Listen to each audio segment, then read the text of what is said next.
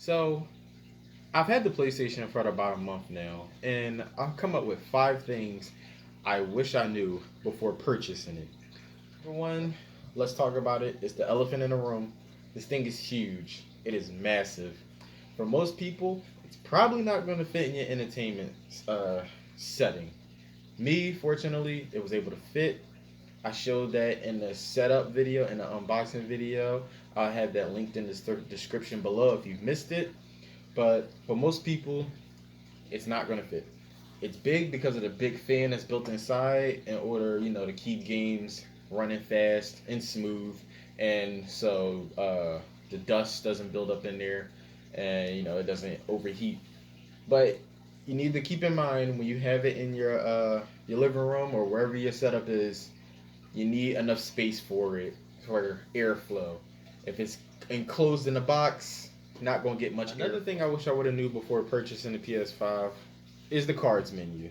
Now, when you single press the controller, it'll pop up a cards menu. It's showing you your activity for side missions and collectibles in whatever game you're playing. And it's at the developers that add tutorials on how to complete those side missions. We here at the Same Gaming Network find it useless. Unless you're now, if you're a casual gamer that wants to collect that stuff, then yeah, it's normal. It's helpful. For me personally, not really helpful. I don't need the cards menu to help me find stuff. I'll just play the game and find it myself. But also, now you gotta press and hold the PlayStation button just to go home. I kind of liked on the PS4 how you just pressed it once and it took you home. Now when I press it, the cards menu pop up. And just for your average person, it's probably going to be useless. I don't see many people using it. From the people that I do know that was able to get a PS5, they don't use it. It's kind of just there, and then it gets into the way, especially when you're going to go back home. Because as soon as you press it, the cards pop up, and it's just useless. I don't think Sony needed to add it. In fact, I wish in the settings you could kind of turn it off and turn it on if you really need it. A third thing I wish I would have knew before purchasing the PS5 is how dirty it gets. Really, Sony? White? All the previous iterations of the PlayStation have always been black, except for the PS1 that was like gray, like a faded gray, or just gray. But now, don't get me wrong, I like the black and white scheme, but and your console is probably not going to get dirty. It's sitting stable, it's solid, it's not moving. The controller, on the other hand, this gets dirty. Like, look at this. You see how dirty that gets from the hands? Your general person is probably not going to wash their hands before they pick up a controller. At least I don't. You can call me nasty if you want, but usually when I play a video game, I just pick up the controller and I go. Especially when you have that snack, you're going to get your controller dirty. Honestly, I didn't clean this thing about 15 times, and as you can see, it's still dirty.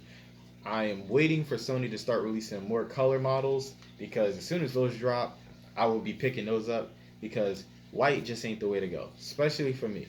I'm the type of person, I can't have a lot of white stuff. They get dirty, especially my controllers, my hands. Other people going to use it. Their hands are not dirty. You don't want to keep washing your hands every 5 seconds just to play a video game. But, I mean, don't get me wrong, it's beautiful. I just don't know why Sony went with white. Usually they stuck to black. But yeah, this brings us to our fourth thing I wish I would have knew before purchasing the PS5: the battery life. The battery life on the new DualSense, I wouldn't say it's a complete upgrade over the DualShock 4. Granted, it has Type C powering, but because that transfers data faster, so you should be able to charge your controller faster.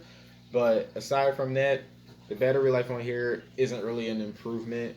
I'm always seeing myself having to plug it up after about a couple sessions, maybe like about 5 sessions. I really wish it would last longer. But I guess with this new technology built in for the adaptive triggers and the haptic feedback, battery life just isn't going to last. Speaking of that haptic feedback, I didn't feel anything. I know, I've had it for a month. I didn't feel anything. I played Spider-Man Miles Morales. You don't really feel anything in the haptic feedback. They didn't really utilize it well.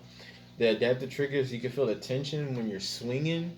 But other than that, I played Astro's Playroom. Now that's a great showcase for what the controller can really do. But That's not really a game. It's just like a little bunch of mini side activities.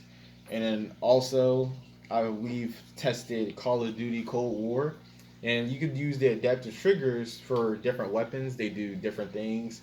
For example, we used a sniper rifle, so you felt the recoil in the controller and the tension as you pulled the trigger and you aimed it.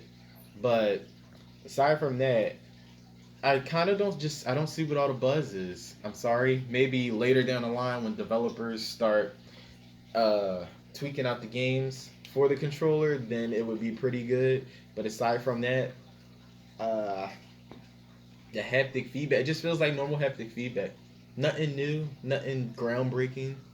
Maybe I have to do more testing, but I've had it for a month and still don't see what all the hype is. Last but not least, the last thing I wish I would have knew before purchasing the PS5 is the lack of space. Now I knew it wouldn't be as much space as the Xbox Series X that was boasting 1 TB with only 825 gigabytes of use. This was 825 gigabytes with only 625 gigabytes of use. Now it's a little larger than the last generations. On the PS4, you started off with 500. So you're probably going to see yourself deleting games and putting them back on, and deleting games and putting them back on. Now I know Sony will later down the line have SSDs to expand your space. But right now there's no Sony approved one that'll match the speed with what they have in here. So if you buy one now, it's probably not going to work. We've tested it out. But the lack of space is criminal. I have 3 PS5 games, and that's already half my storage. Like, that's pretty much where all my storage went. I kind of wish they would have went the Xbox Series S route, having more space. But you get what you get. When Sony does officially license some SSDs, I will have one in the studio. I will have it in the PS5, and I will have a video about it.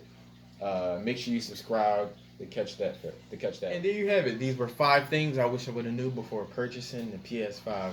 Now, if you enjoyed this video, please comment, like, and subscribe to the channel. It helps us out at the studio. It helps us grow as a channel. And if you're looking for more gaming content, you know the right place to find it. It's here at Insane Gaming Network. Next week we'll have Cyberpunk 2077. We'll have some walkthrough videos of that up. So if that sounds cool to you, subscribe, join the family. We're not picky. All right, guys. Catch you in the next one.